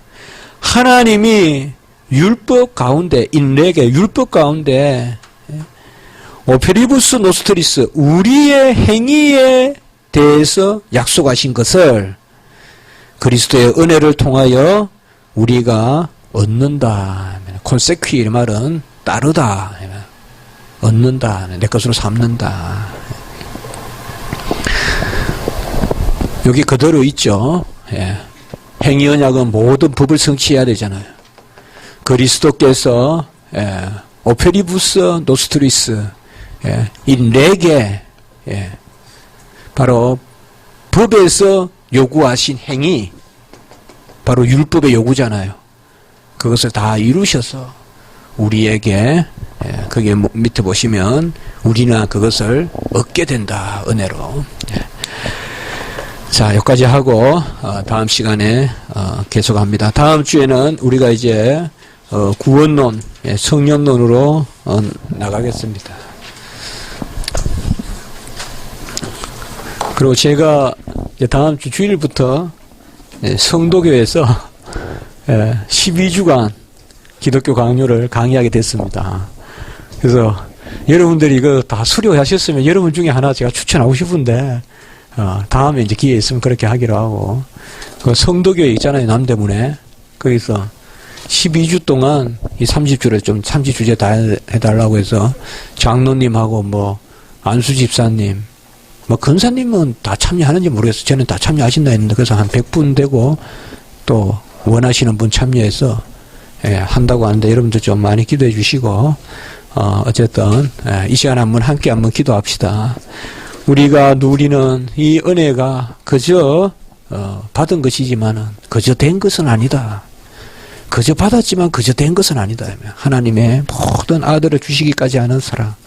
그래서 우리가 이 시간에 아들의 사랑을 감사하고 주님 이 땅에 오셔서 자신을 주시기까지 한 그 사랑을 감사하는 기도를 드리고, 정말 복음의 큰 은혜는 이런 참 진리 가운데 써야 된다는 거 기억하시고, 우리가 사랑을 하되 진리 가운데 살아. 많은 경우에 이 시대에 진리가 없다고, 사랑이 없다고 많이 이야기하지만, 사랑 없다는 그런 말은 하지만 좀 진리는 있는 건지, 또 진리 없다고 말하지만 사랑은 있는 건지, 항상 이 두 가지가 우리의 추구해야 될 바인데, 한국교회가 우리 자신이 사랑과 진리의 그런 일꾼들이 되게 해달라고 이 시간에 한번 한 목소리를 기도하시고, 우리 성경교회 정의 아카데미에서도 한번 기도하시기 바랍니다. 한 2, 3분 기도하고 제가 한번 기도합니다. 하나님 아버지 감사합니다. 우리는 그저 받았지만은 그저 된 것이 아니고 주님께서 모든 것을 다 아버지여 순종하시고 그저 아무것도 순종하지 않은 우리에게 그 의를 주심으로 거듭났다는 것을 기억하게 하시니 감사합니다. 하나님 아버지, 우리는 진정 주의 일꾼들로, 주의 성도들로 사랑하고 진리 가운데 거하기를 원합니다. 하나님, 우리가 미혹하고 잘못된 것들이 있으면 버리게 하시고 진리의 영이 역사하셔서 우리가 온전한 하나님의 뜻을 깨닫고 참 진리의 길에 설 수 있도록 주여 인도하여 주시옵소서. 그리고 또한 사랑하게 도와주시고 아버지여, 정말 주님과 같이 자신을 주시면서 사랑하시는 그 사랑을 우리가 가지게 도와주시옵소서. 여러 일들이 많습니다. 하나님 사랑하시고 붙들어 주시고, 특별히 수술을 앞둔 우리 사모님 계시오네. 하나님 아버지여 붙들으셔서 주님 아버지여 인도하여 주시고, 또 수술을 마치시고 또 아버지여 주님 앞에 호소하는 그런 우리 아버지여 또 사모님 계시오니 하나님 아버지여 불쌍히 여겨주시고 하나님 붙들어 주시옵소서. 하나님 은혜를 베풀어 주시옵소서. 우리가 다 알지 못하지만은 우리는 많은 것들을 연약한 가운데 감당해야 됩니다. 하나님 아버지여, 우리를 먼저 붙드시고 사랑하여 주셔서 주의 일을 이루기에 부족함이 없는 저희들 되게 하시되 철저히 하나님의 영광의 도구로만 사용되는 저희들이 되게 도와 주시옵소서. 다음 한 주간 또한 지켜주시고 만나서 또한 아버지의 말씀 나눌 때 은혜를 더하여 주시고, 또 미참한 발걸음들도 하나님 뜻하는 가운데서 함께 모여 논할 수 있도록 인도하여 주시옵소서. 감사하옵고 구주 예수 그리스도 이름으로 기도드리옵나이다. 아멘.